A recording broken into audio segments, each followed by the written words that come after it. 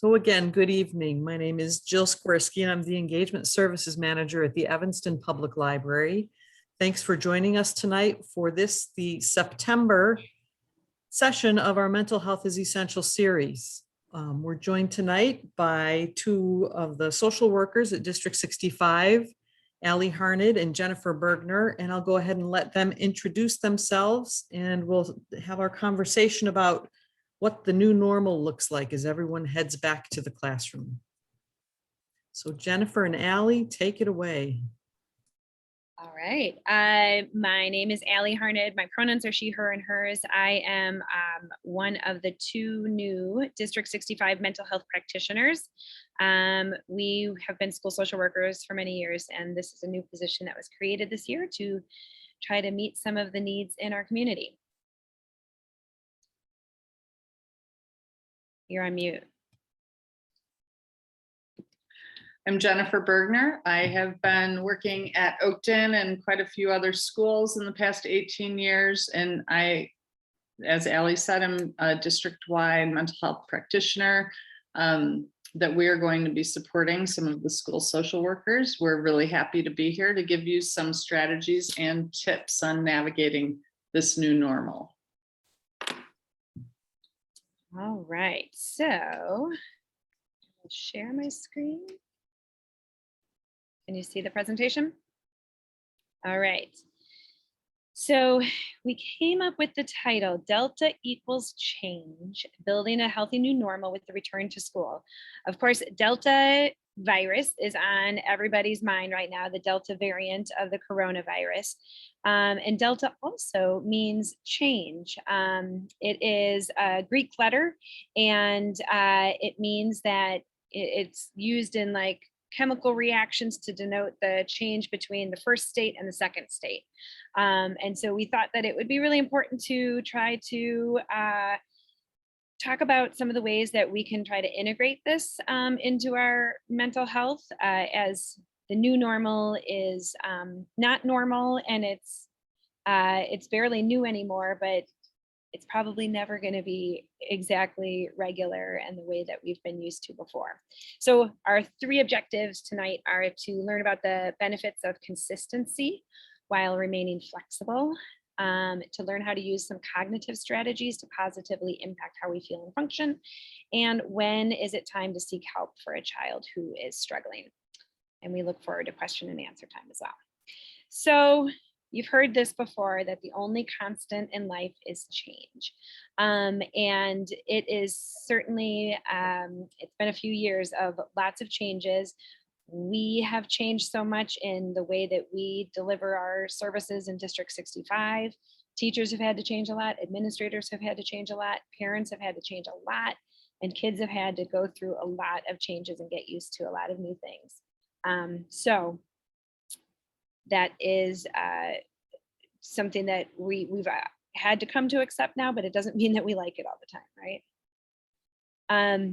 I thought this was funny that preparing for school year 2021-2022 is basically like that. I have no idea what's going on. I can say as an educator that I felt the same way. We kind of don't know what to expect, and that's something that we've learned to be expecting now, is that we have to expect the unexpected. So we appreciate the understanding and grace that people have given to educators, administrators, as we've gone through getting ready for this school year that is very different than any year that we've had before.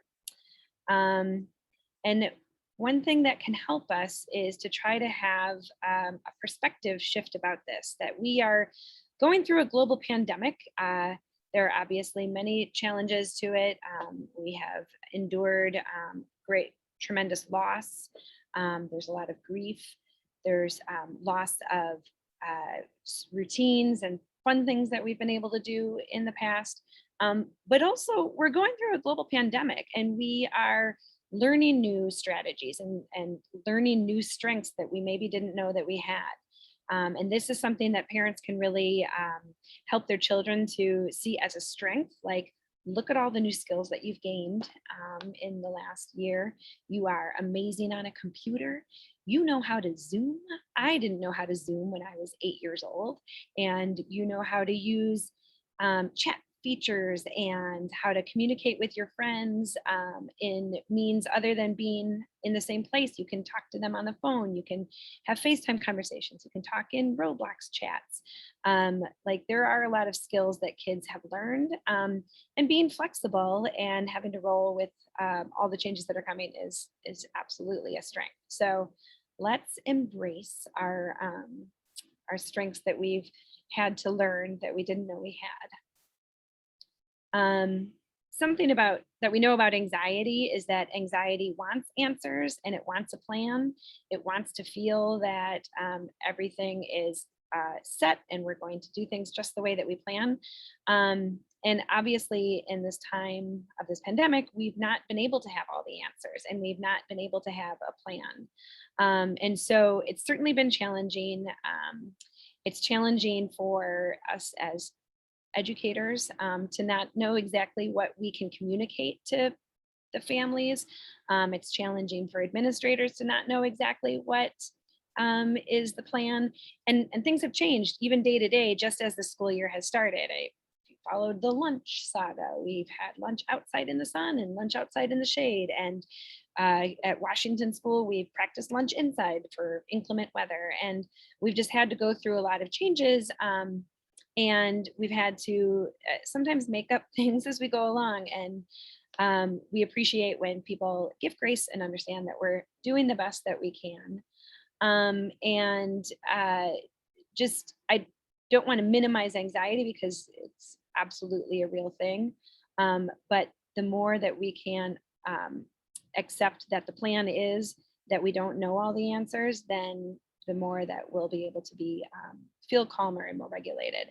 And for those of us who are white and trying to not center our whiteness in as many ways as possible, I think it's important for us to challenge ourselves to be accepting of not always having all the answers all the time, and really make sure that we're not demanding more answers than we, than are absolutely necessary, because all children are living through this and we want to make sure that we are meeting the needs of all of our kids in Evanston.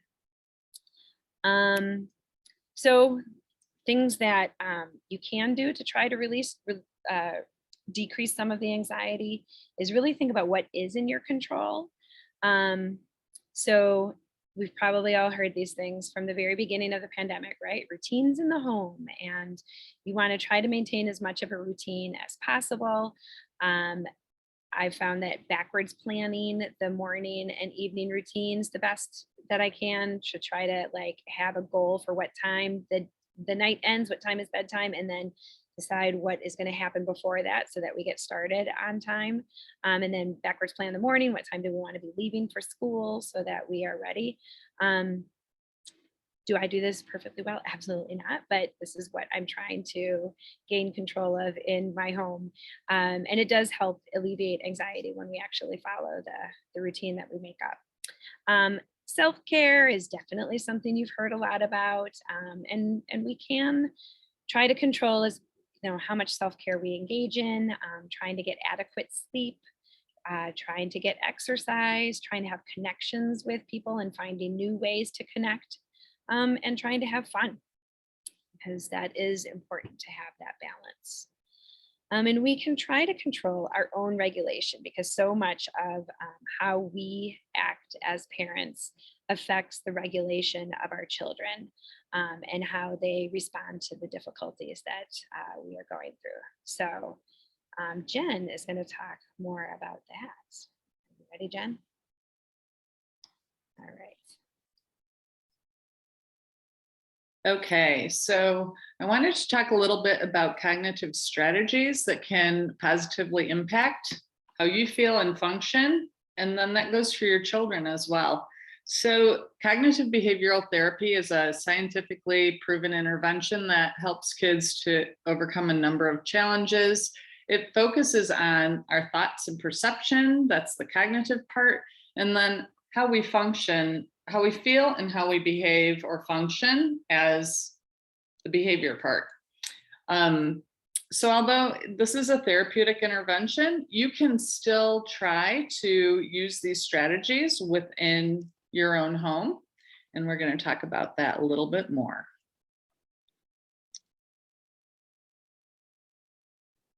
Okay, so we know that children can be their own worst critics. Kids who have true mental health disorders, this is extremely true for them.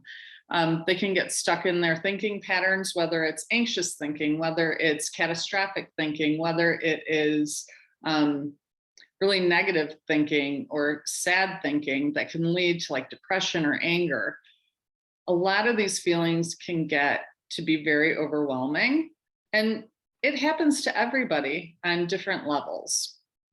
So some people can have a rough day and other people have lots of rough days. And so there's different degrees. I think what we need to do is understand that some of these patterns of thinking aren't really healthy and they aren't really realistic. They don't reflect what's really going on. And it impacts how we're functioning and how we're, interacting with other people, how we're able to live out our lives. You can go to the next one. Okay, so I wanted to put this in here because I love this diagram. It's very simple for kids to understand, but it makes so much sense. So everything starts with a thought. What you think affects then how you feel. The next thing is what you feel affects what you think and what you do, and goes to the action. What we do affects what we think and how we feel. So as we've talked about loops, vicious cycles. Whenever it's a negative thought, it impacts negative feelings, negative actions. When you have a positive thought about something, it allows for positive feelings and positive actions. And I want to be clear, I'm not talking about I think it's been termed toxic positivity, that everything is wonderful, everything is great, when that doesn't really reflect what's truly going on either. That's not really an accurate way or perspective of seeing things. So I'm going to show you some examples. So here we have a thought: I'm never going to be good at math. Everyone's better than me. The feeling that produces is inadequacy. The behavior then could be, I'm no longer going to put in any effort to learn math. I'm just going to quit and give up. So if we change that thinking, math isn't easy for me. So still acknowledging that there's a challenge, but I can get help if I need to. That feeling that's created is that the child might feel resourceful and some confidence in how they're going to be able to make some progress. And then the behavior that you would see is they make an effort and receives help when it's needed. Now, this is something that doesn't just happen overnight, but it's something we need to practice in order to get better at it. And one of the things that's really important that I'm going to touch on is modeling for our kids. The next one. Oops.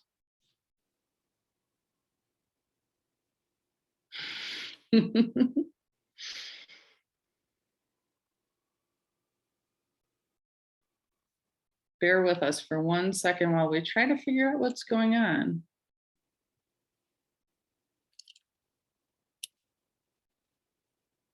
Okay.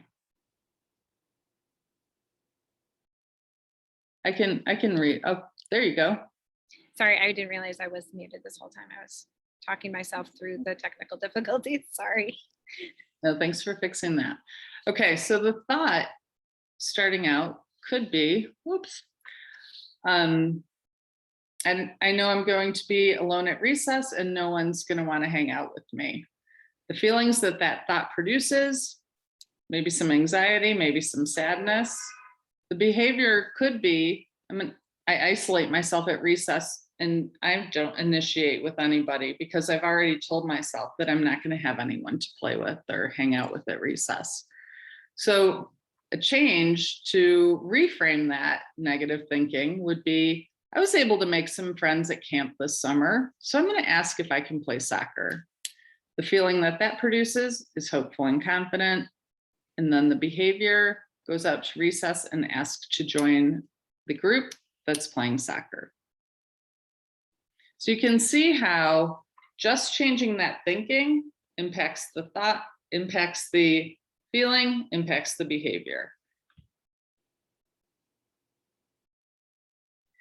So this is a really important piece because I really have found as a parent, but also someone who works in a school, I see this often, that parents, when we're talking about what's going on with a child, sometimes can allude to, that's something that I do too, or that's something that I'm challenged with as well. Because what I firmly believe is parents and family members are their children's first teachers and the most important teachers. So it's really, really important to keep in mind the way you talk to children becomes their inner voice. So thinking about our own cognitive processes and the way that we think about things. Are we catastrophic thinkers, that everything is going to fall apart and be a disaster? If that's the way we think, and our children are watching and listening to us, that's going to become their inner voice. And then they may have the same exact type of thinking, causing them some feelings of anxiety, feeling unsure about things, maybe always wanting to be close to their parent and having some issues with separating because they're feeling so unsure about things. So it's really, really important. And again, I firmly believe that sometimes it's not necessarily our children that need to start with some changes, but also starting with ourselves so that we can model and we can support and help them so that they can make the changes that are needed as well.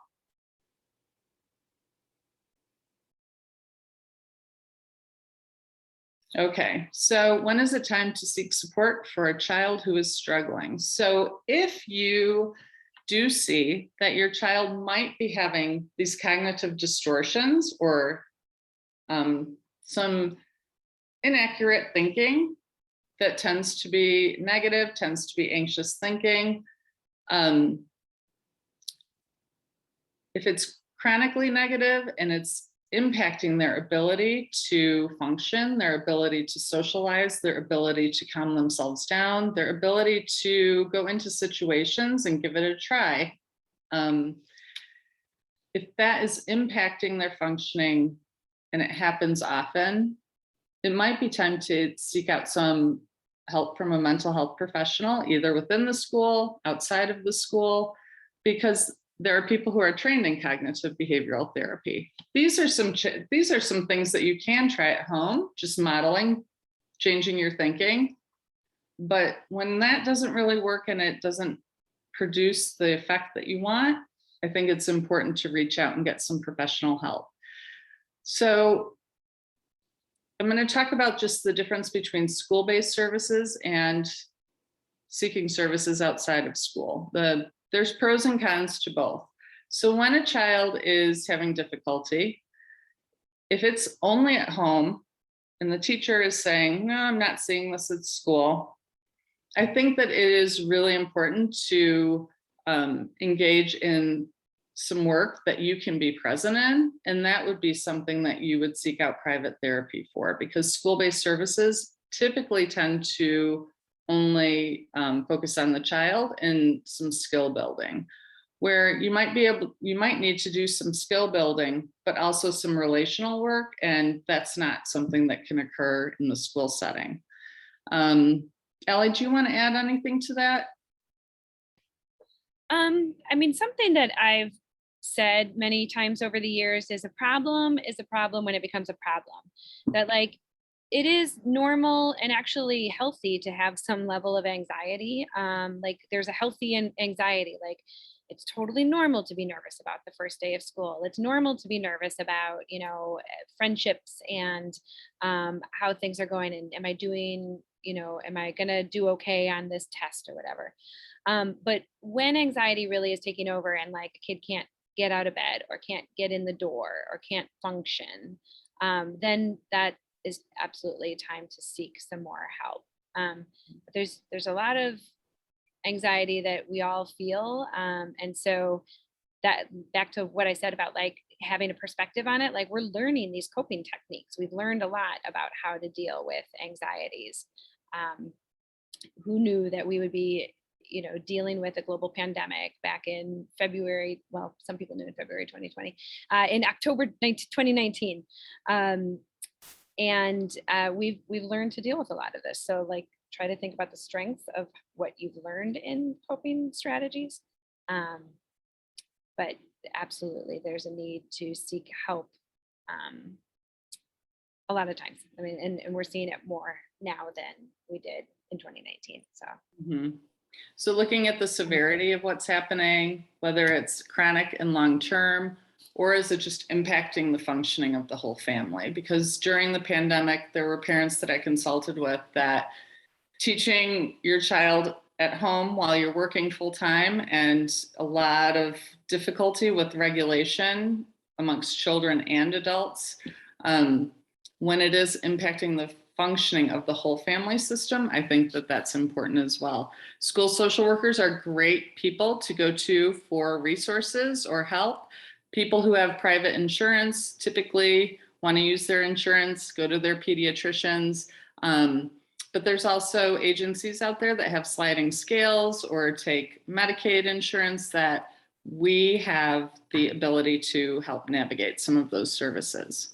Now, if there is something going on in school and it's present there, you're getting phone calls about some behaviors, because remember, the thought, feeling goes to behavior. If there's behaviors present that you want some support with, if the teacher doesn't make a referral to the school social worker, that is something you can request, or call the school social worker yourself and say, hey, I've gotten a couple calls, my child's having some trouble. Can we talk about what we can do?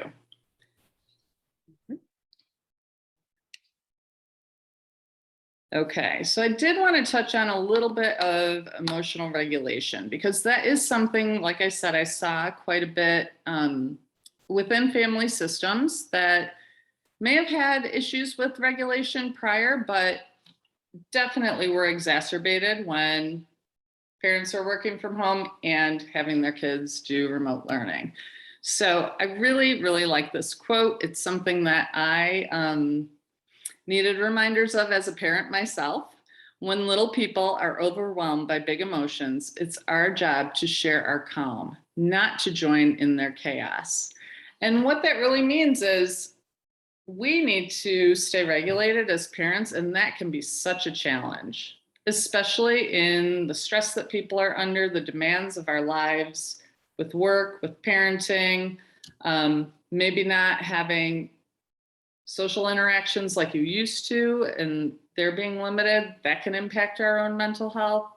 And if you're dealing with some depression or anxiety, that can be a challenge, because that causes you to experience dysregulation more often.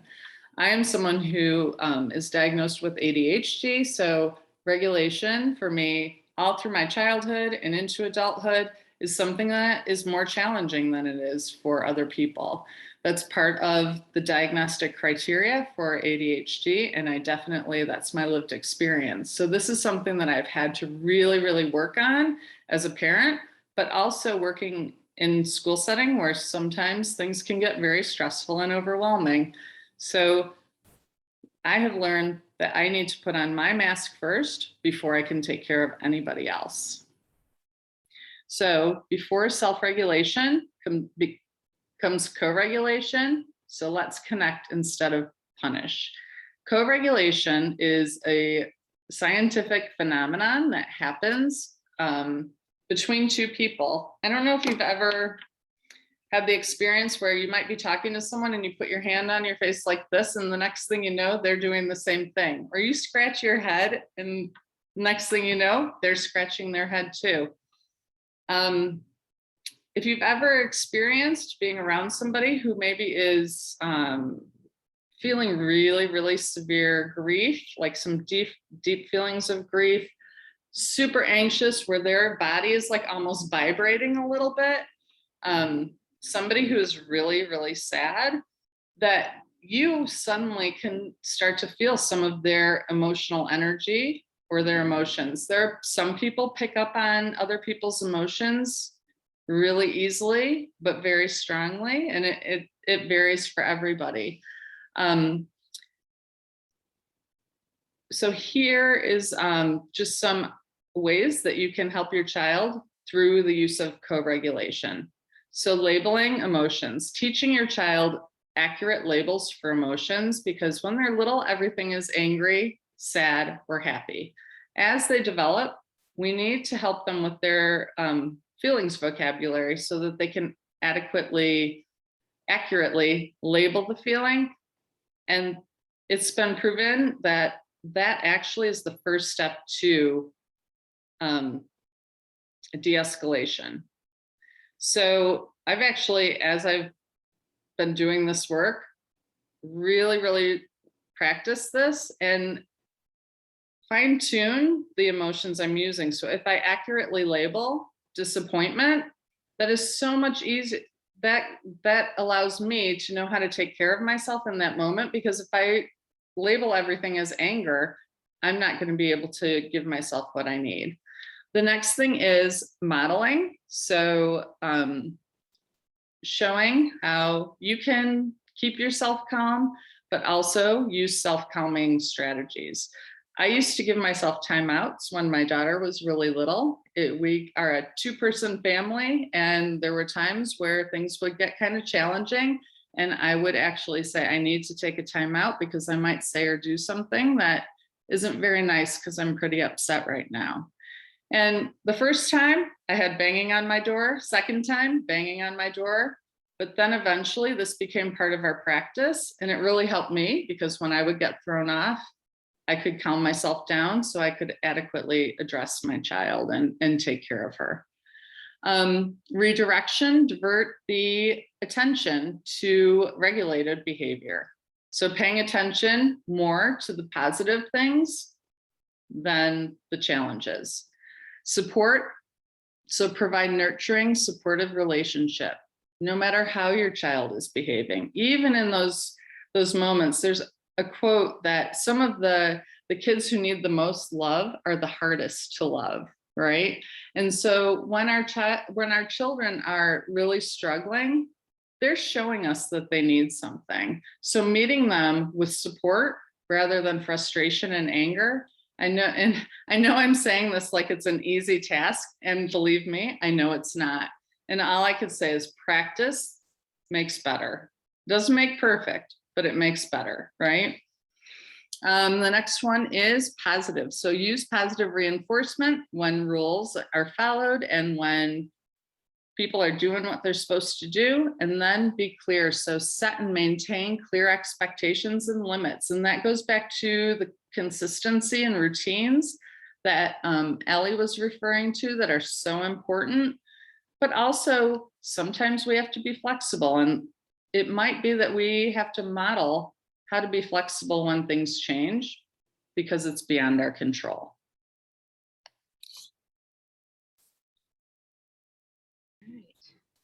So thank you. That's these are our email addresses. This is how to find us in District 65. We have new phone numbers this year, and I'm not sure how to use the voicemail yet. So I'm giving you my email address because that's the best way to find me right now. Mm-hmm. And if you had any questions, are interested in any further information, we can help you. There is a fabulous person working at the library, Tabitha, who created a children's newsletter that is on the website for the library. There were some points that had links attached to them that were really on point. So there was one, create and follow a routine. You can click on that. It will lead you to some examples. Find a positive thought in the day. Find the positive throughout the day. Practicing things like gratitude, breathing exercise, mindfulness. These are all fantastic fantastic ideas, and really, really important is the practice piece. None of these things will work if you just start them in the moments that you need them. You have to build those skills and competencies within yourself, within your kids, in order for things to get better. And then finally, she has how to access mental health services. So that was a really great newsletter that was really on point. Thank you both. And to follow that up, Jennifer, the full-time social worker at the library, her name is Tabitha Ledbetter, and she's there every day of the week, Monday through Friday, and I think she's got some weekend hours, and she's free. And the entire community is able to access her, and you can do so by either emailing her, and I'll drop her email in the chat here in a second, or calling her at the library. So I'm going to go ahead and stop the recording